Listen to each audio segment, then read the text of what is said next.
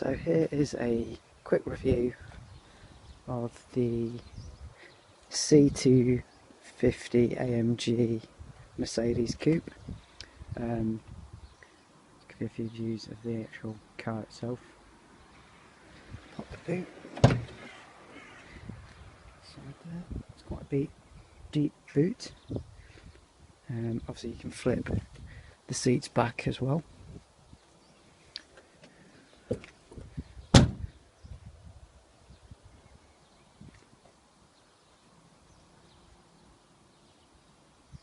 So this one's been fitted with the upgraded AMG black alloys. Let's take you inside the car. It's got a very nice laid out dashboard, very detailed, very good quality as well. So the back, it's got the ISOFIX. It's got a 60-40 split as well, if you want to put the rear seats down. Okay, so inside the car you can see that the dashboard is really nice and clear and detailed. I've had a few C-classes in the past, the older models, and their build quality is nothing in comparison to how this one has been built. It's really well built, looks really nice as well, good materials, good quality and touch and feel to them. The steering wheel itself has got kind of multiple controls. It's got the up and down, positive and negative for the stereo and also for controlling your phone. It's also got a button here that controls the voice recognition for the sat nav, which I don't have on this car, but you can install that optional module which goes inside the glove box. The controls here also allow you to control your phone and also go up and down on tracks and various other features on the car itself. The dash, if I just zoom in, you can see that it's nice and clear. It's got a really good display, has this kind of floating pointer for the speedo, but the actual display itself is really nice and clear, and again the attention to detail is really good. If I just pop the key in, you'll see, if I put the key in, it's got standard Mercedes key, just pop that in and just turn it on, you can see that the display lights up and gives you various information. And what you can do is scrolling up, just lets me, so I can scroll across, and using this navigation on the keypad I can go to various different things. So I'm on trip at the moment, and if I scroll up and down it gives me miles per hour, so my speed, that can be changed to kilometers as well. You can go up and show different things such as the distance you've travelled from the start. Eco display, so the car's got an eco mode. This engine does have start-stop technology, which is really good. It's the first car I've had with that, but the economy is absolutely fantastic. You can get around about 55 to 60 miles per gallon if you drive fairly steady. So it's got this eco display which shows you acceleration, constant and coasting, and it's also got your distance and your consumption in miles per gallon as well. So it's got some various features on there. So the engine itself is just got over 200 brake horse, and it's a very powerful engine. It has this button down here near the gearbox which allows you to switch from eco to sport to manual. Now the eco mode is a standard mode. When you start the car up it always starts in eco mode, and that's going to give you the best economy. Sports mode, it kind of changes the gear ratios and it is a lot more sportier feel. So the car does feel a hell of a lot more sportier, but obviously that does affect your fuel consumption. And then when you put it in manual mode, it allows you to use the flappy paddle gearboxes, which are, flappy paddles, which are on the steering wheel, and you can then manually change the 7-speed auto, so it can go up and down. I never ever use that. I don't really see the point in using it, to be honest. I just rather stick it in automatic and let it do its job.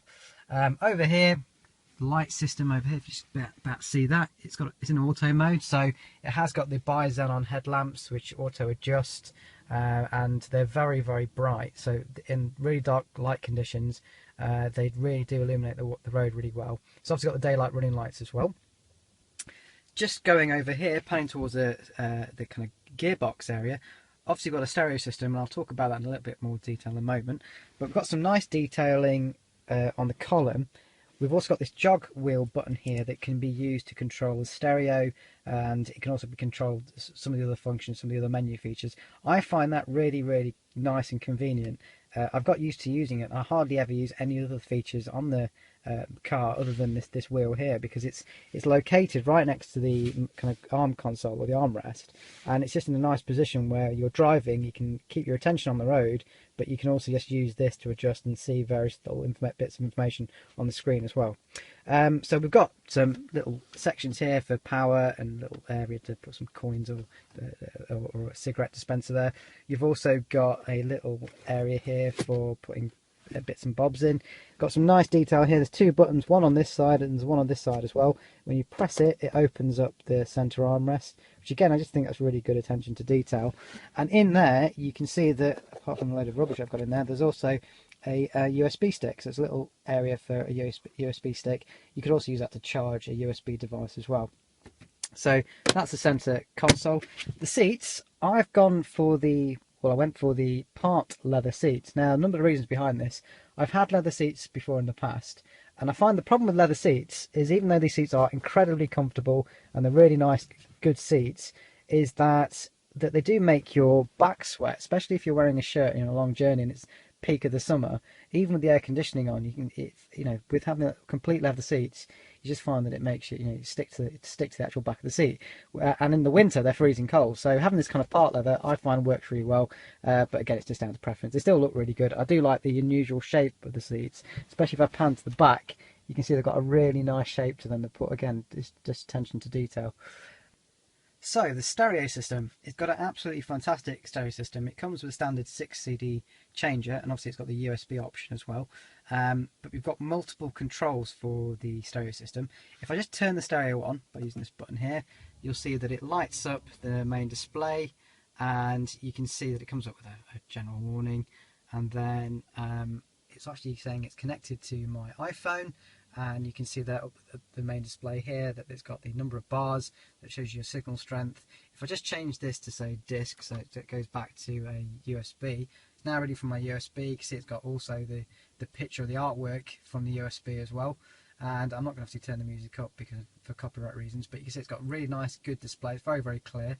And using the jog button, so using the actual scrolling option down here, or by using this function here, or by using the steering wheel control, you can control all the features across this screen. So you can go into music, you can go into sound, you can go to USB storage, and it kind of quickly scrolls across. If I go into sound, you can adjust the bass, the treble. Now, you'll notice on this it's got the Pro Logic system. I upgraded the speakers to the Harman Kardon upgrade, or the option that was available for the upgrade at the time, and it was an absolutely brilliant upgrade. I can't recommend it enough. This sound system is fantastic, so if you're really into your music and you really appreciate your sound, then it's definitely worth going ahead with that particular upgrade. If you just like general music, then stick to what the car standardly comes with. So that's kind of the stereo. If I use the little back button here, it goes back.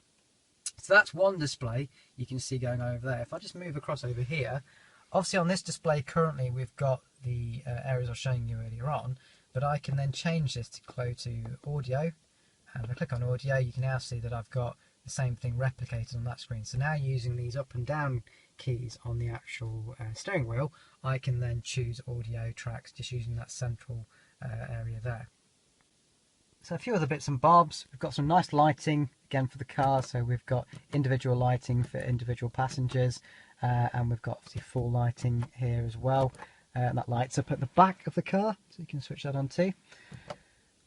Airbags are absolutely everywhere. You can see in the corner there's one airbag there, there's one up here, there's also one in the actual main steering wheel, there's one in the seat. There's plenty of airbags in this car, so it's a very safe car. So if you are worried about safety, it's extremely safe, this car. It's got so many airbags and so many safety features. The seat belts as well, pre-tension, so when you lock them into place, you'll feel them pulling you back into the seat, which again is quite unusual to get used to, but again, it's a nice safety feature. We've got the Parktronic sensors, front and rear. The rear Parktronic sensor you can see actually in the mirror, so when you're reversing you don't have to keep looking right back, you can look in the mirror and see the sensors telling you how far you are from an object. The mirrors as well, dim, they self-dim, and the side mirrors as well in sunlight will automatically adjust and go darker. The auto folding mirrors, so the mirrors automatically fold in, so when you lock the car they'll automatically close. When you open the car they automatically open as well, and you can set that as an option you can change, so if you don't want it to do that it doesn't have to do that. You've also got some controls for the mirrors based on the armrest on the driver's side as well. So they're the main features of the car. I said it's been a great car for me. I really enjoy driving it. I've had it for a couple of years now. From my point of view, there's nothing really wrong with the car in terms of comfort, how it drives and how comfortable it is. It's a really good cruiser for long distances. So if you're a long distance driver and you want a comfortable car, this is a really good car to get. Fuel efficiency is fantastic, very fuel efficient.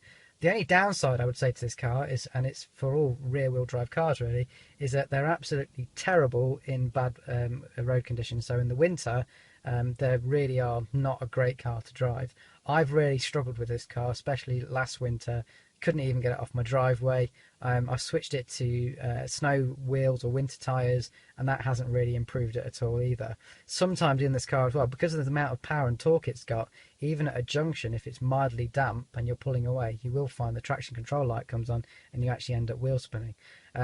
So this car for me, I'm actually just recently part exchanged it, and I'm actually going to get an Audi Quattro, an A5. So it'll be interesting to see what that's like and how that drives. I've wanted one of those for a while now. I just fancied a change, and just because of the winter issues I've been having with this car, I thought the Quattro is a good direction to go in. So hopefully I'll do a review on that vehicle as well when I get it. If you like this video, please subscribe to my channel. This is going to be a new thing for me to do some reviews, and obviously review my new vehicle when I get that. But hopefully you found this useful. If you want ask any questions or want any more information, please ask in the comments, and I shall do my best to answer your questions.